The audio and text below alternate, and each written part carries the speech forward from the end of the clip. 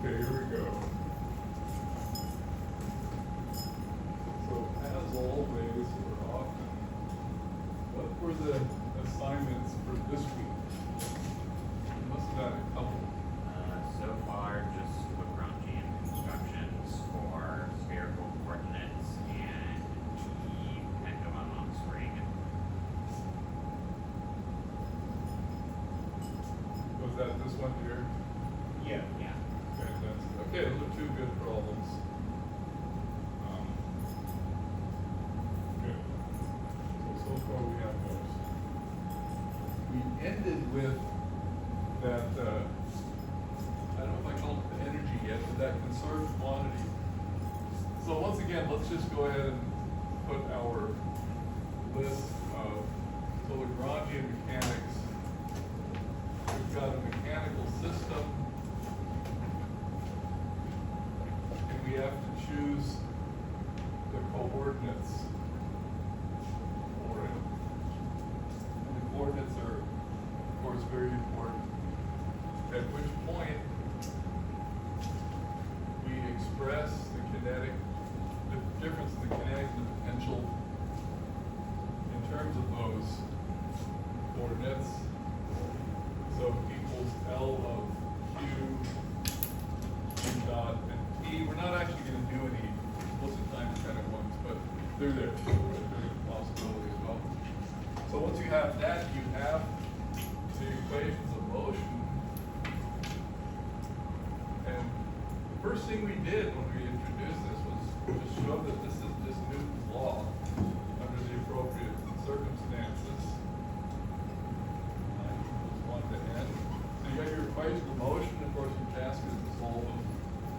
And the fourth thing, and this is what we discovered last time, if L is not explicitly a function of time, by which I mean it doesn't have this one here, right? It doesn't have the explicit time, then we have this conserved quantity, sum of dl dqi dot minus L. So this L is outside of the sum, is equal to a constant. And what we're going to see soon enough that that's actually the energy. That's the energy conservation law. But we had that earlier, just when we were doing the variation calculus. We had something very similar. So especially in a single and 1 degree of freedom, you're going to make use of this right away. Many degrees of freedom, not necessarily. But that's what we have so far. So I'll do some terminology. So the Q sub I is a generalized coordinate.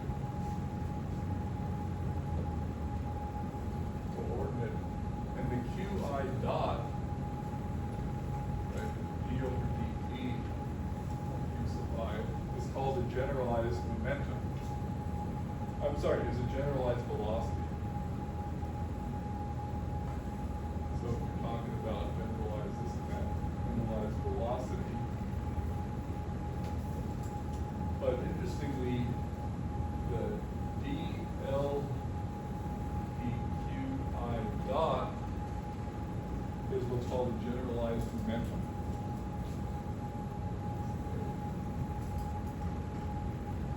Generalized momentum. So I haven't brought that terminology into play yet, but it's an important one.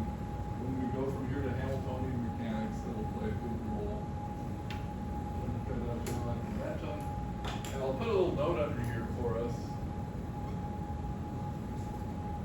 Suppose L is a half m x dot squared minus u of x. Right? That for your simplest 1 degree of freedom, linear motion along the line set, right? Then what is dl dx dot? That's exactly what I'm talking about here. And dl dx dot here is mx dot, which is the momentum, right? So in terms of Cartesian coordinates, it's the actual linear momentum. We've done plane polar coordinates, haven't we? Did we look at the central force Lagrangian? We may have. We'll look at it again. So the next example along these lines is the central force Lagrangian. After you've decided to to study mechanics in a plane, so you already know central force is restricted to a plane. This is a great example because we're in plane polar coordinates. We have 1/2 m r dot squared plus r squared v dot squared minus u of r. Okay? And when we did the Kepler problem, what did we have? So right here, recall u of r can be equal to minus alpha over r for Newton's law for the Kepler problem, which we studied last semester.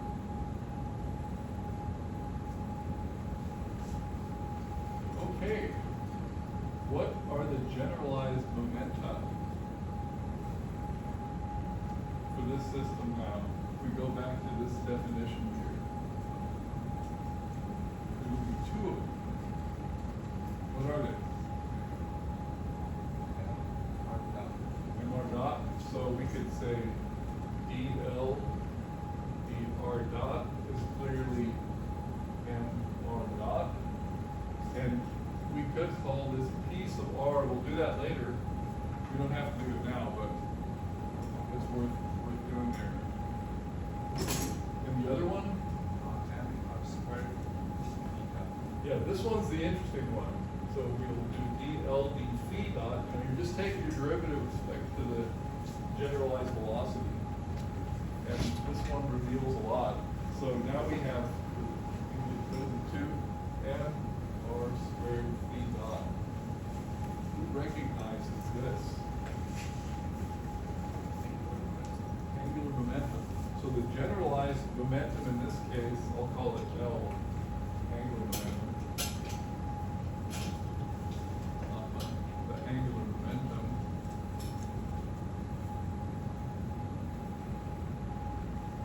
And this terminology here, we could end up calling it piece of phi later on. We don't really need it now. But, there you go. So the central force is Lagrangian. What we're going to see is this Lagrangian mechanics, everything just falls right into our lap. Certain things do. So we're going to work with this. So I'll leave this on the board. I'll erase this. What we want to do now is look at these equations carefully with the central force Lagrangian. Let's do that.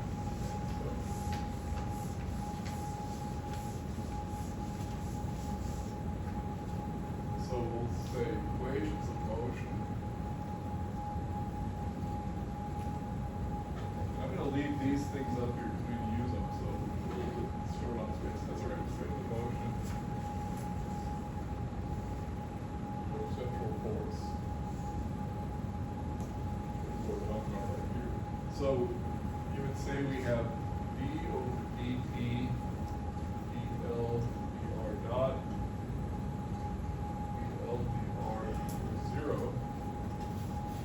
And we just did dl dr dot, so time derivative of that would be m r second derivative minus dl dr.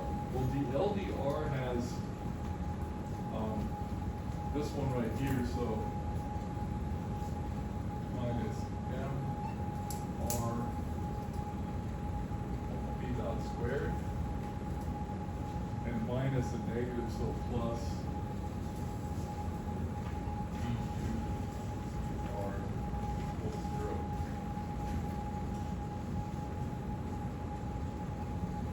Good.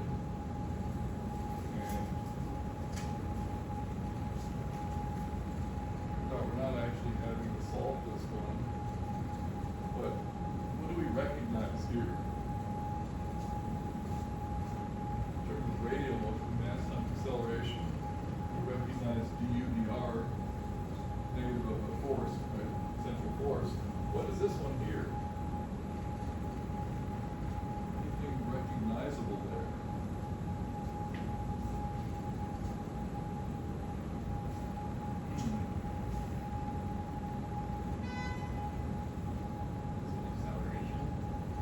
acceleration, bulk mass times the acceleration. This here,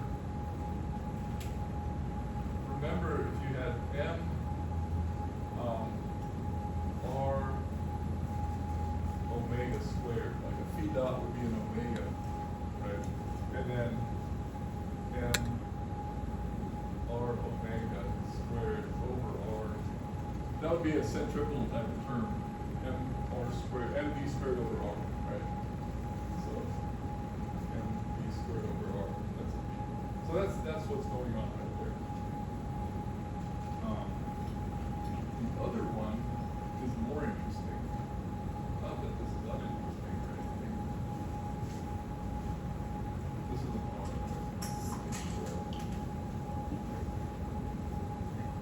So the other one here, we're going to squeeze it at the bottom of the board.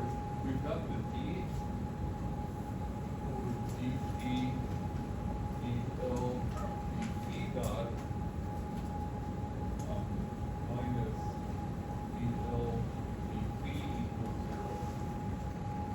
It's a minus sign, right? What about this?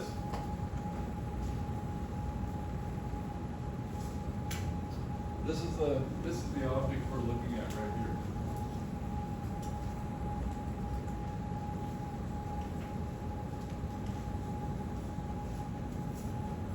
We've actually done that dl dp dot. But what about the partial L with respect to phi? It's not supposed to be in terms of phi, right? That's right. We don't have explicit phi, therefore that's a 0. And what that means is this thing in parentheses is constant. In other words, the conserved quantities in the Lagrange mechanics, they fall right into your lap if you chose the right coordinate system. Because we already saw that's angular momentum, and the time derivative of angular momentum vanishing means that that's conserved quantity. So conservation of angular momentum was already built in right here. So we have, I'll just state that this is 0. And so dl dp dot equals mr squared phi dot equals constant.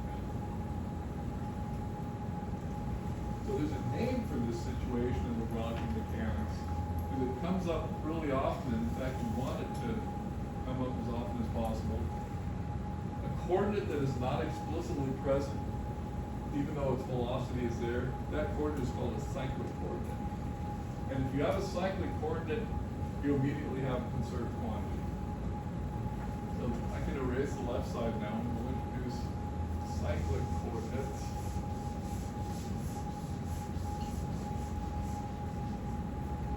So a cyclic coordinate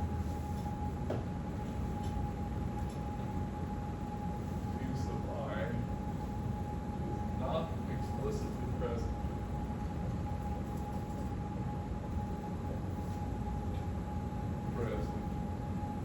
In Lagrange L.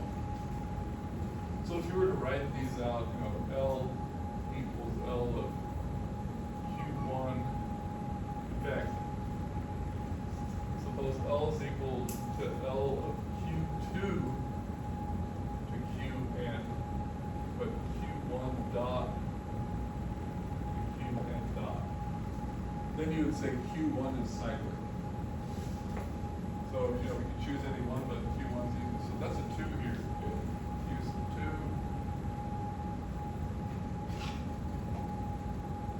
Here. So this is an example. Here, Q1 is cyclic, and dl dq1 dot equals P1 is constant. So we saw it with, it's very natural there with the central force Lagrangian. It's even easier with the projectile motion Lagrangian. So, did we ever do the projectile motion Lagrangian? Maybe the simplest one. We'll put put this up as the next example because it's so clear.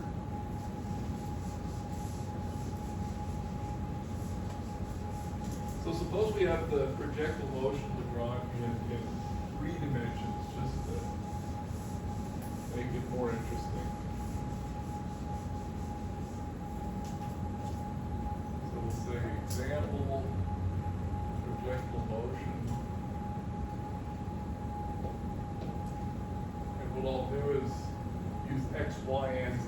So we'll have L equals 1/2 m x dot squared, y dot squared, z dot squared is kinetic, and let's just say minus mgz.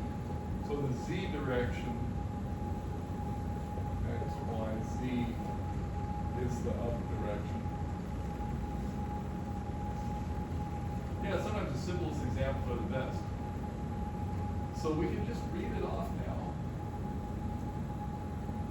What are the 2 cyclic coordinates? There are 2 of them. X and y are cyclic. So here, piece of x equals dl dx dot equals fx dot. That's a constant. And same with piece of y. dl dy dot and y dot, also constant. If we remember that from projectile motion, right, the horizontal motions are force-free and uniform, and it's only in the vertical direction that we get the law of free fall.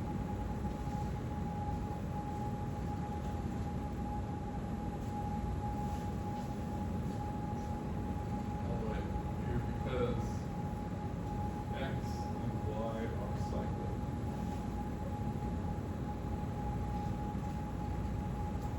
This naturally leads into the subject of symmetries and conservation laws. I think I've given enough examples here. Let's see if we can launch right into that.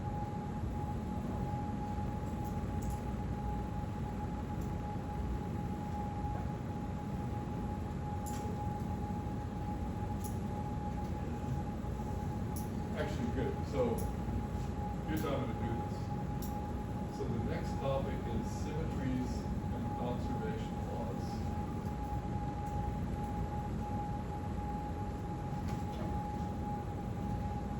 And this is another one of those things you're going to have heard it here first. Very important in all physics downstream of this. So these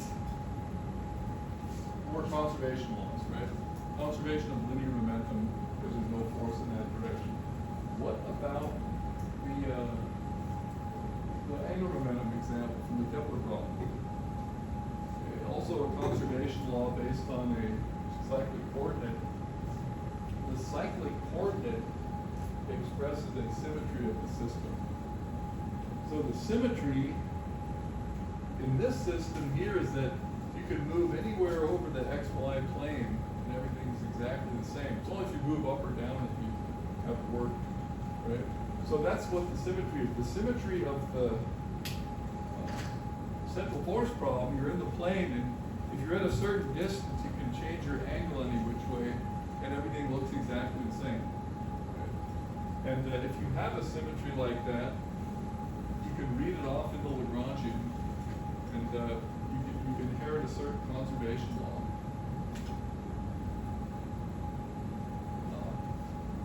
So for projectiles, or for projectile motion, we would say the symmetry is translational symmetry in the XY plane. Okay. Translation.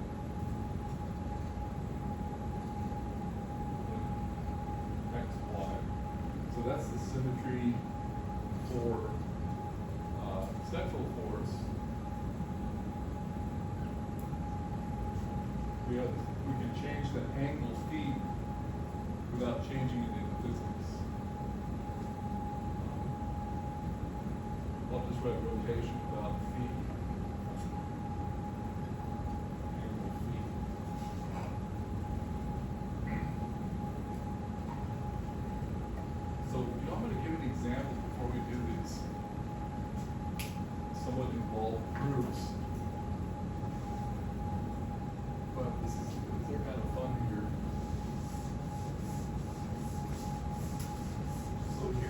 examples, you've probably seen these, something similar in electricity and magnetism. So, the example here is, suppose we're moving in the field of certain charge distribution or mass distribution. So motion in the field of a mass distribution. I'll just make one up. This is one you've seen in E&M.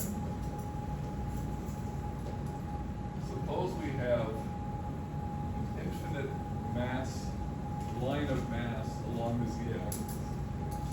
So I'll have a coordinate system, x, y, z, and I've got an infinite mass.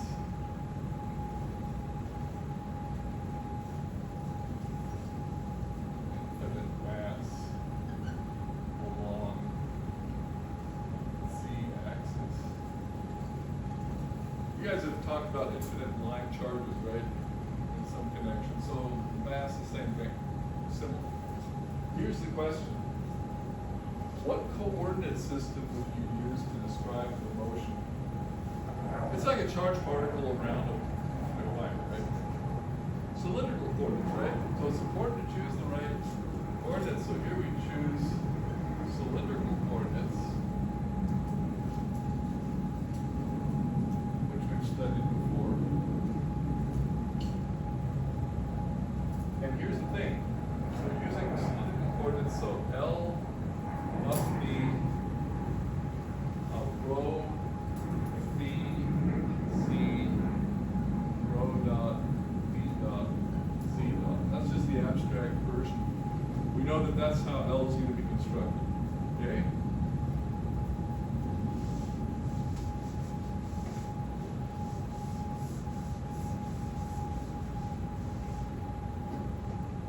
Okay, but it's just an infinite mass along the infinite linear mass, right, along the axis.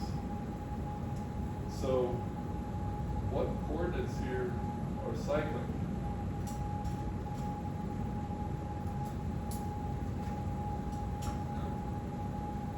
Phi is cyclic. I haven't declared any yet. What coordinates have to be cyclic? I just actually wrote down the general thing.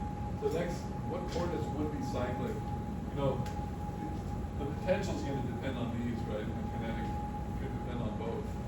But a cyclic coordinate is definitely going to be phi for the same reason it was in the central force problem. So phi is cyclic. Is z cyclic? So yes, because Yeah. Z is an infinite line. Because it's an infinite line. No matter where you are, it's infinite in both directions. So z is cyclic. And now we can declare what are the conserved quantities. Because if this is cyclic, so both of these are cyclic. And because of that, we can say, good, dl d v dot is going to be constant, and we know that from our angular momentum. But also, dl dc dot is going to be conserved. So you have two conserved quantities just based on the symmetry of the problem. Of course, you had to choose these coordinates in order to get that. So basically angular and vertical momentum. Yes, so this would be p sub z, linear momentum in the vertical direction. So they're automatically conserved. And again, you had to choose the right coordinate system, otherwise you're not going to see that. So that plays a big role. We would have never solved the Kepler problem if we had tried to solve it in Cartesian coordinates. We'd still be working on it to this day. So yeah, that, and I'll do one more example of this. So instead of an infinite line charge, now our mass distribution is a dumbbell. For some reason out there in outer space, they built a dumbbell. And this will make shorter work of. we're still going to choose cylindrical coordinates, right? It just makes sense. This time, though, we're not going to have as many. We're not going to have as many cyclic coordinates. This time, I'm just going to write what's going to end up. It'll be L of rho and Z, rho dot, B dot, Z dot, because we don't have that symmetry along the Z-axis. We're just going to get the angular momentum conservation, okay, as opposed to both of them here. So this time, and L D V dot equals constant. And again, if we were to choose Cartesian coordinates here, it'd be all over. We're just not going to see what's going on here. But yeah, we choose cylindrical coordinates, but we don't have the feet. I mean, we don't have the feet, but we do have the Z. Obviously, as we go up and down Z, this thing looks different. But as we go around, we have that symmetry. So that's the topic of symmetries and conservation laws. And what we're going to do is turn it around and declare certain symmetries of space and time, and then see what conservation law follows from them. And now we've got time to work on this.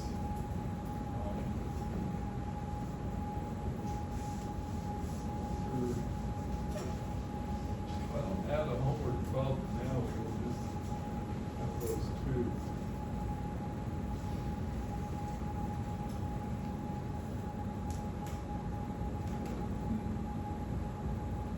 Maybe I just have those.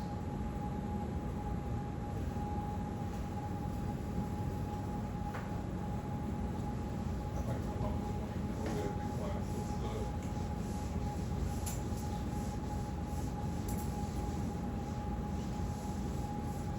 Actually, I do have one. I'll put this up here before I forget.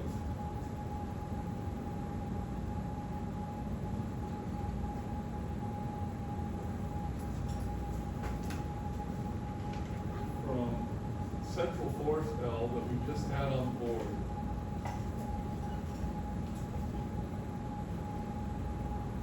This is quickly done, but we want to construct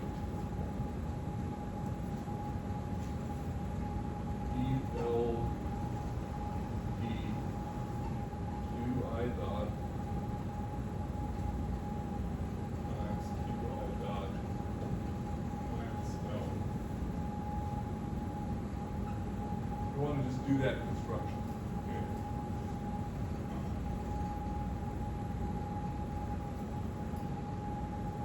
We can do it on a different one.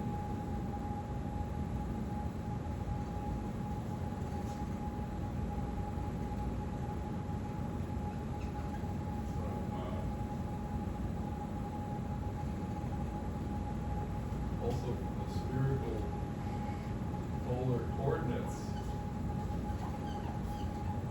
Lagrange, also construct.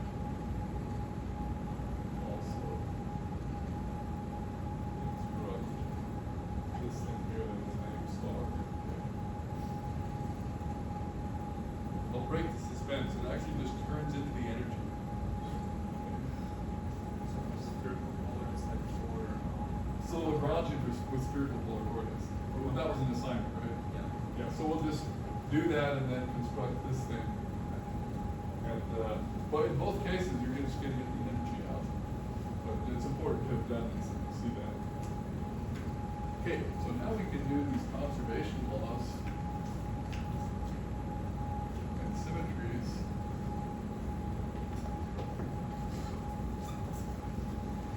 And the first symmetry is we say time is homogeneous.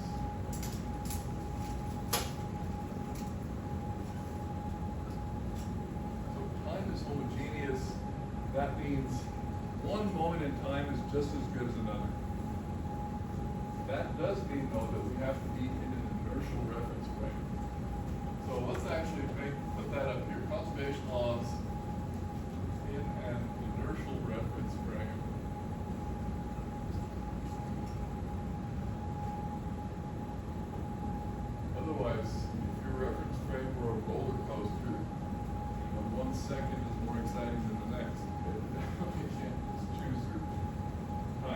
So if time is homogeneous, that means that L is not explicitly a function of time. That's how it expresses itself. And this is exactly what we're talking about with these two homework problems, so we'll be doing them in the abstract way. So L is not explicitly a function of time, therefore, and this is something we already had, L QI dot minus L is equal to a constant. Now I know I talked about this thing last time, but I didn't turn it into the energy yet, did I? I think we just got this far. I'm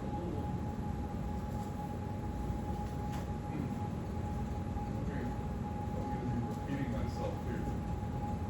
Do you have that in your notes? Anybody? When we did this last week, it's a semi-big calculation.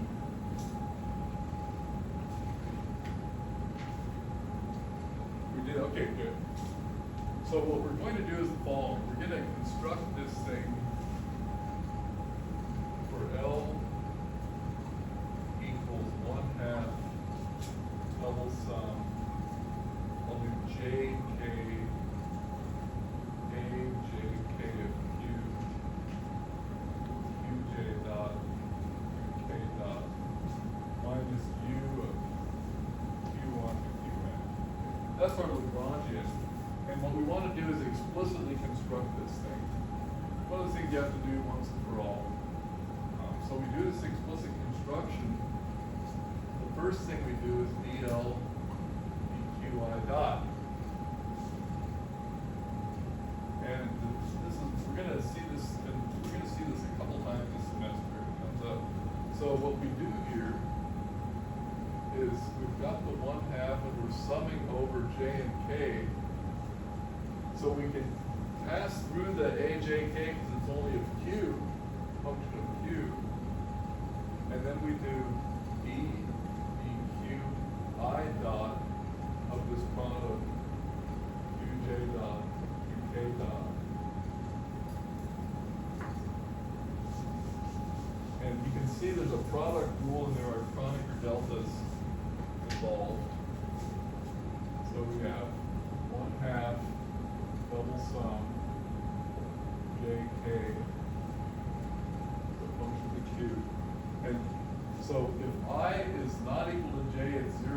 If I is equal to J, it's 1. So we have Kronecker delta IJ QK dot. And since we're doing a product rule, we have QJ dot Kronecker delta IK. And now we have to go to these sums here. And the first one is actually going to be simple, we both. So when I is equal to J, or when J is equal to I, we get a 1. So we're going to sum over the K. We've got AIK QK dot. So this thing collapses one of those sums. Kronecker delta, just like the Dirac delta collapses an integration. This collapses the sum. We're taking one term from the sum. The second one, we've got,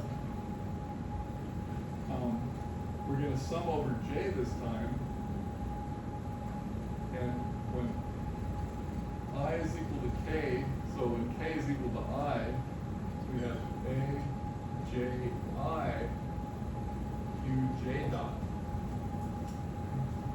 So this is a good one to write out clearly and then ponder on your own sometime to see how these summations work. And down here I'm going to write, but AJI equals AIJ. So this thing can always be chosen or constructed to be symmetric. Very important. This AJK is always symmetric. And because of that, both of these sums are the same. Right? If I flip the J and the I, then I'm summing over J, here I'm summing over K, but it's tagged by the I. So, and oh, each of these had a 1/2 in front of it, sorry about they're both the same, we end up with KIK UK dot summed over K. This was our goal, right? We just calculated that thing right there. So having found that, we'll block this off for us. So now, sum over EL dy dot summed over I. Watch this, we have a sum over I. Here we have sum over K,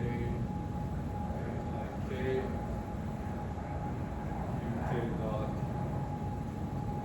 and then I'll do front side like this, QI dot minus L.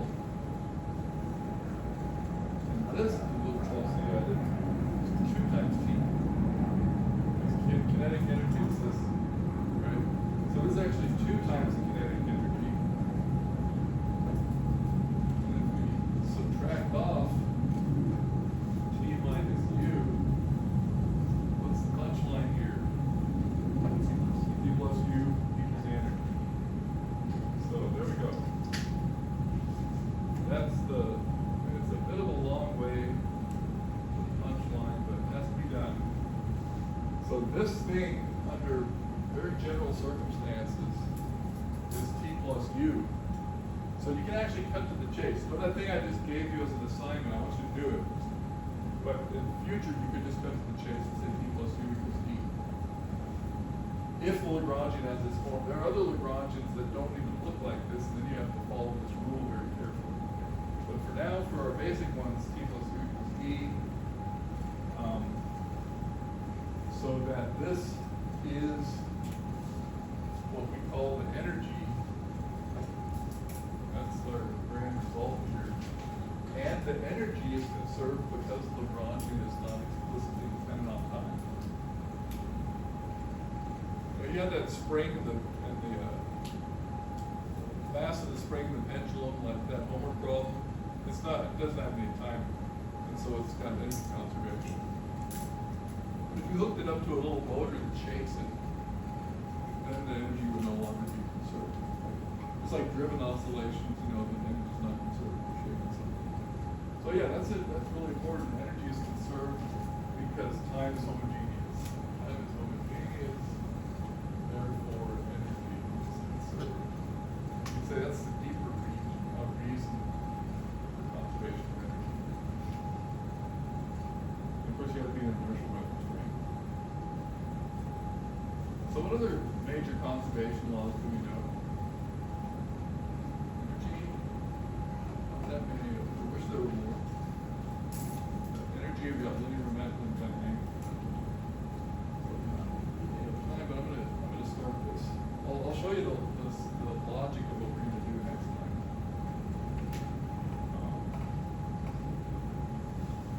Can I erase this? You guys have this? Yeah, okay.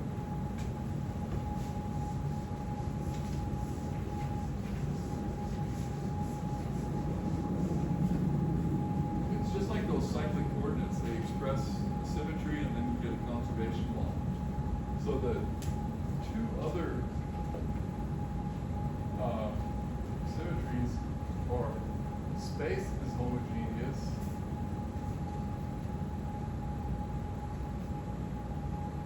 and what we're going to say is therefore a translation leaves the Lagrangian unchanged. We're going to turn the argument around next time. So therefore an infinitesimal translation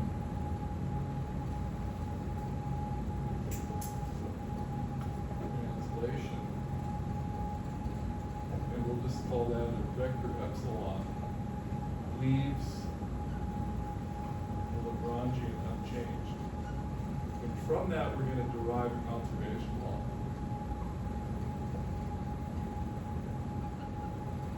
And this space is homogeneous just means, one place on this table is just as good as the next for doing the experiment. Always, though, with this caveat. If you're on a turntable or a roller coaster,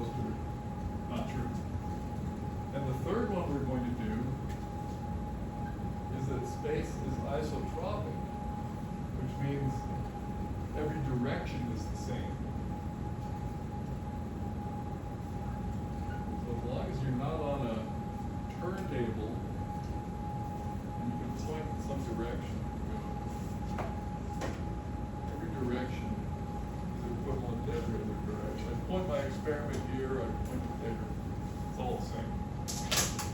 And what we're going to do then is say that an infinitesimal rotation of the coordinate system leaves the Lagrangian unchanged. So that's going to be our strategy.